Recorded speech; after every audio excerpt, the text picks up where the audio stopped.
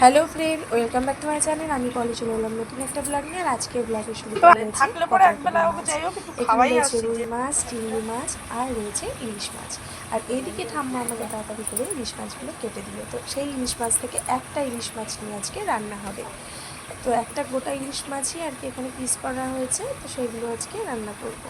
তো এখানে প্রথমে মাছগুলোর মধ্যে আমি দিয়ে দিলাম নুন আর হলুদ। যেহেতু বাড়িতে কেউ নেই, আমি ঠাম্মা আর তোমাদের দাদা খাই, তো সেই জন্য একটা মাছই আজকে রান্না হবে। তো মাছগুলোকে এবং ভালো করে নুন হলুদ মাখিয়ে নিয়ে আমি এবার রান্নাটা শুরু করব। তো মাছগুলো নুন হলুদ মাখানো হয়ে গেছে। এবার এইদিকে আমি কড়াই বসিয়ে দিলাম তেলটা গরম হতেই আমি কিন্তু এক এক করে মাছগুলো হালকা আছে ভেজে নেব। একটা কথা বলি, তোমরা হয়তো অনেকে এই মাছের মানে বলে না যে মাছটা ধোয়া হয়নি বা ধোয়া হয়েছে, তো সেই ক্ষেত্রে কী হয়, আমাদের ঠাম্মা যেহেতু পুরোনো দিনের মানুষ, তো সবসময় মাছ ফাছ আনলে ঠাম্মাই আমাদেরকে একদম কেটে ধুয়ে পরিষ্কার করে দেয়। তো সেটা ঠাম্মার ওপর দিয়ে আমরা কিছু করি না, কারণ উনি হচ্ছেন সবসময় একটা কথাই বলে, আমরা যদি ওনাকে না দিই তাহলে উনি বলে যে আমাদের নাকি ওনার কাজ মানে পছন্দ হয় না, এটা ভেবে উনি কষ্ট পায়। তো যার জন্যে বন্ধুরা আমরা খুব একটা ওনার কাজের বিরুদ্ধে বা ওনার মনের বিরুদ্ধে গিয়ে কাজ করি না।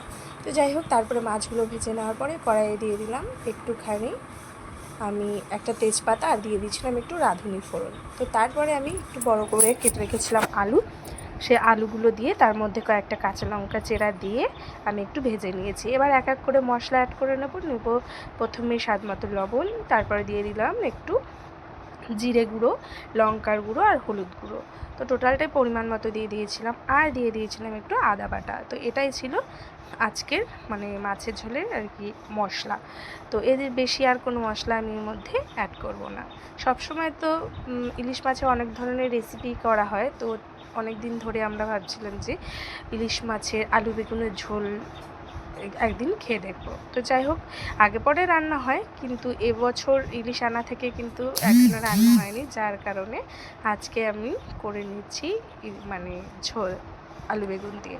তো এইদিকেই আলুর মানে জলটা দিয়ে দিয়েছিলাম, আর জলটা ফুটে যাওয়া মাত্রই কিন্তু দিয়ে দিলাম আগে থেকে কেটে নিয়েছিলাম বেগুন। তো সেই বেগুনগুলো, তো বেগুন দিয়ে আমি এটাকে আবার একটুখানি ঢাকা দিয়ে দেব, তাহলেই বেগুনটা নরম হয়ে যাবে। এই যে দেখো বন্ধুরা, এবার আমি এটাকে ঢাকা দিয়ে দিলাম। তো ঢাকা দেওয়ার প্রায় 5-7 মিনিট পর আমি আবার ঢাকাটা সরিয়ে দিয়েছি। এদিকে দেখলাম আলুগুলোও সেদ্ধ হয়ে গেছে। এবার এক এক করে মাছগুলোর মধ্যে দিয়ে খুব নয় 5 থেকে 7 মিনিট ফুটিয়ে নিলেই রেডি হয়ে গেল আলু বেগুনের ইলিশ মাছ দিয়ে ঝোল।